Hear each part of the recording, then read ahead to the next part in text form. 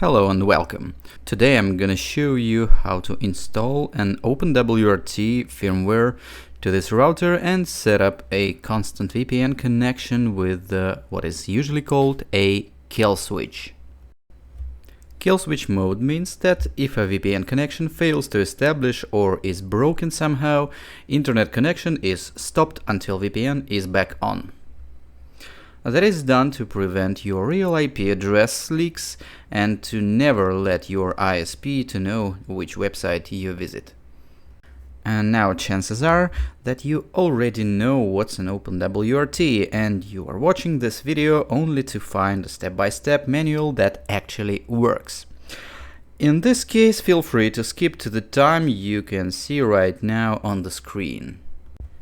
And for the rest of you, let's figure out what the heck is this Openwrt. On a very basic level, your Wi-Fi router is a small computer. It has CPU, memory, and it needs an operating system to put this hardware to use. Captain Obvious says that routers have a special task of routing the network traffic. Also, they are not built to run something like a video game or even a text editor. Not that it stops some enthusiasts who may manage to run some old Doom game on a smart kettle, but let's get back to routers. Their operating system is not your regular Windows or Mac OS. Such an operating system would require much more computing power just to start up than any consumer-grade router has on board. Usually, your average home router runs on some Unix-based lightweight operating system that was made by the router manufacturer. This situation has its upside. Usually, you just plug a router in, give it some juice, plug in internet cable, and voila, you have your Wi-Fi spot. But what are the downsides of a stock firmware? There are two.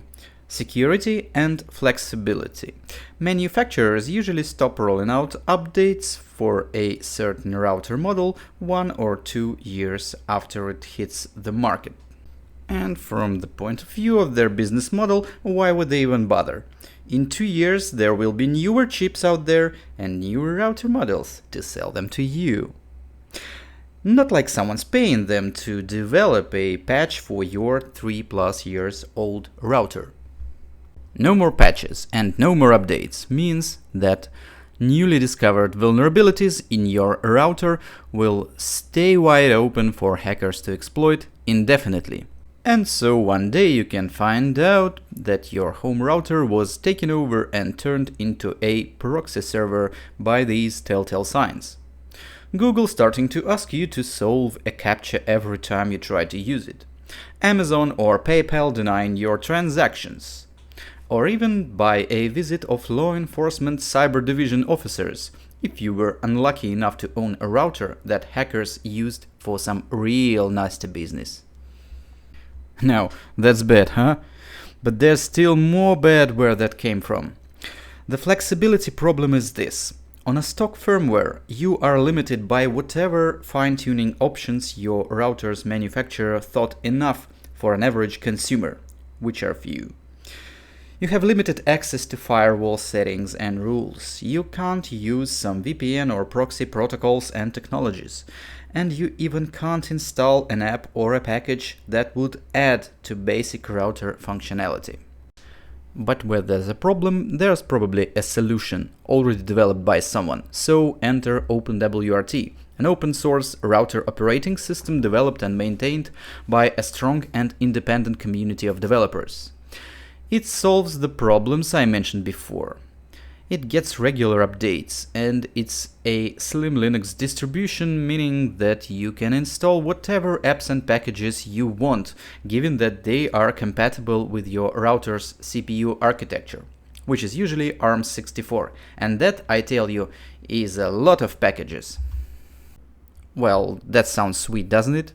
Are there any downsides, you might ask? Well, yeah, kinda. Firstly, not all router models are supported. The cheapest ones usually don't get a compatible Openwrt release because the developers wouldn't want to spend their time to create drivers for the $20 models. But still, a list of supported devices is huge, and as of the moment when I'm filming this video, it has more than 2,000 models of routers.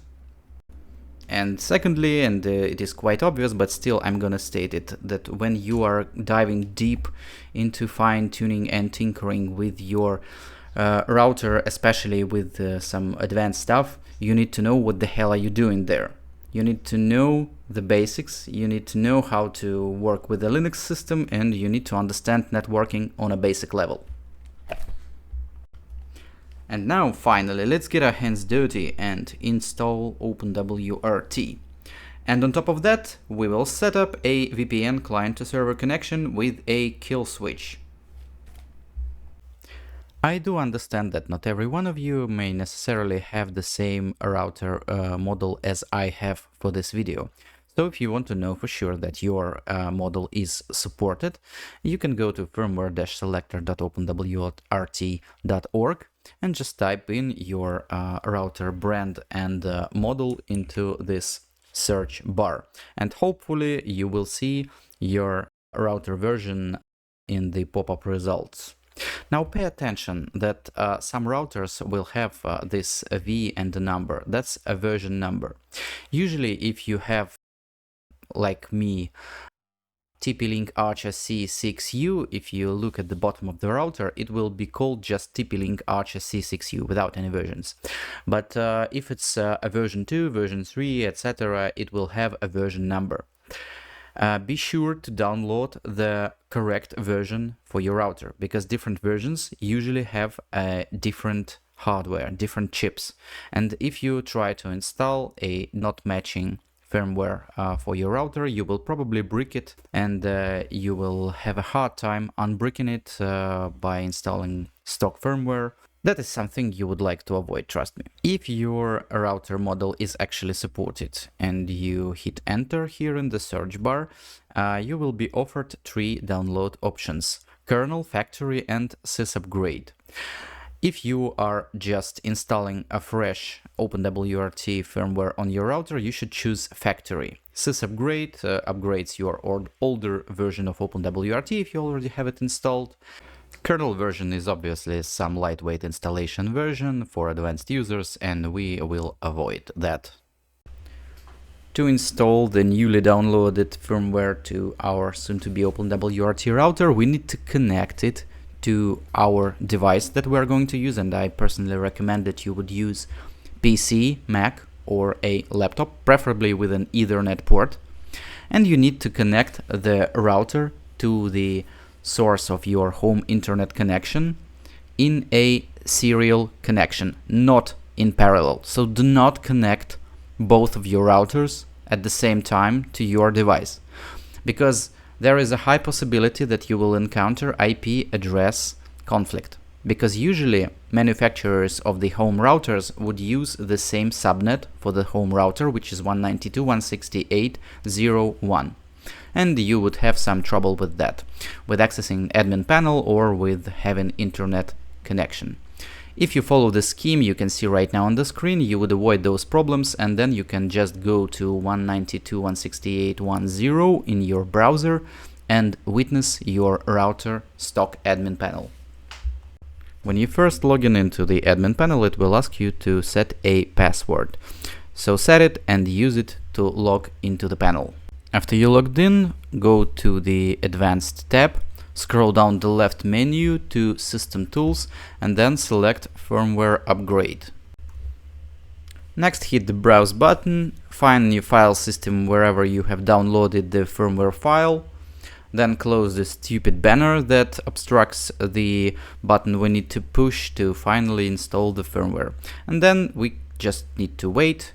You can make yourself some coffee or a tea and just wait for the process to finish. After the installation process has completed, you can just wait for your router to reboot and then go either to 192.168.0.1 or openwrt.lan. And you will see a login dialog like this one. You just hit login because there is no password set yet. You can set some password. I will set a really bad password right now. Okay, it wouldn't let me. No, it would. Okay, that's fine. By the way, before we continue, I need to remind you that there is one important prerequisite I didn't tell you about yet, but it is quite obvious. To set up a VPN client-to-server connection with a kill switch, we actually need to have this VPN connection, meaning that we need to have a OpenVPN configuration file. If you don't have any, I advise you to go out to Google some VPN services, VPN providers, purchase a subscription, and then return to this video when you have .ovpn file ready and waiting. And please don't ever use any free VPN services. When you have your OpenVPN configuration file ready, we can proceed. First, we need to go to System, Software, and first click this button, Update Lists, so that the router can download fresh file packages list from the repositories. A few moments later. After we have updated the package list, we can dismiss this and use this filter to find the packages that we need to install, and we need to install two packages. Firstly, OpenVPN, OpenSSL. Click dismiss and install another package that is called Lucy app OpenVPN. The first file we installed was actually OpenVPN client, and the second file that we're installing right now is a package that allows to manage OpenVPN settings from this nice admin panel, which is called Lucy.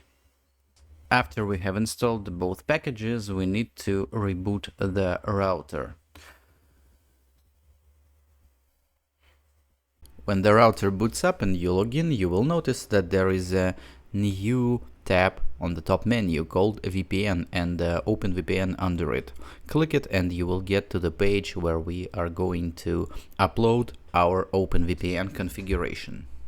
Give your new VPN configuration some name and then click on the Choose File button and find your VPN configuration in your file system.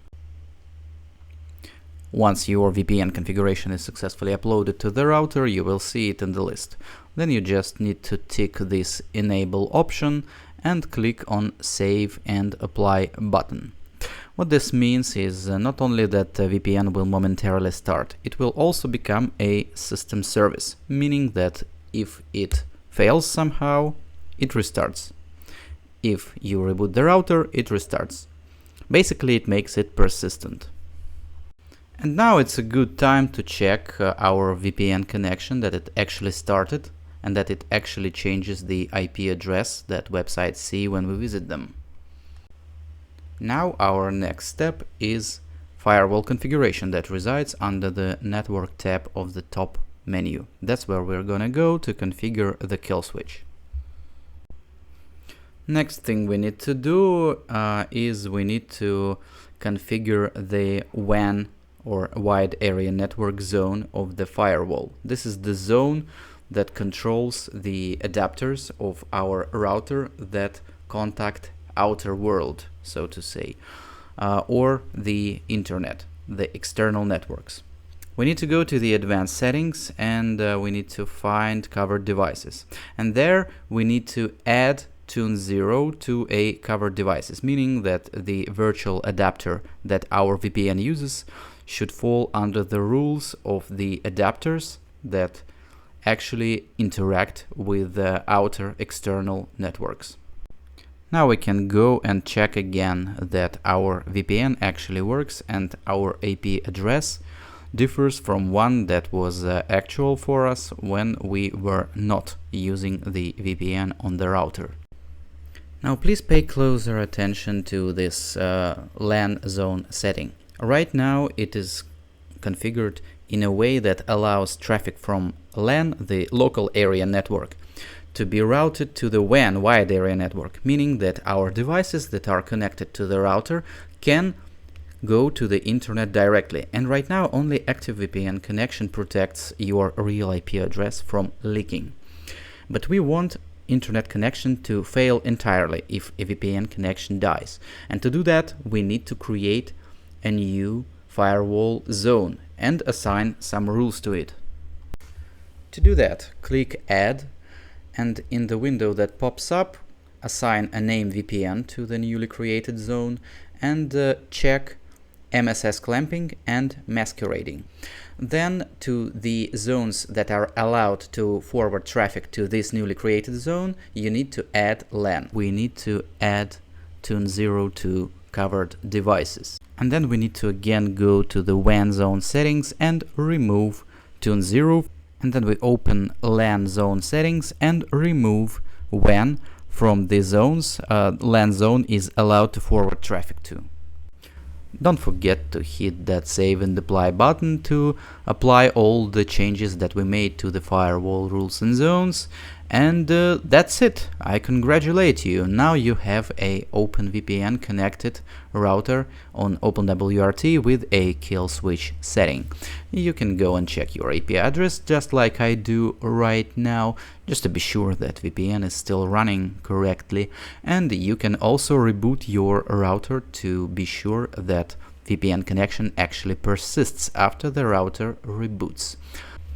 If you have enjoyed this video, or even if you didn't but still found it useful for yourself, please don't hesitate to subscribe, to hit that like button and to hit that bell button to subscribe to updates from my channel.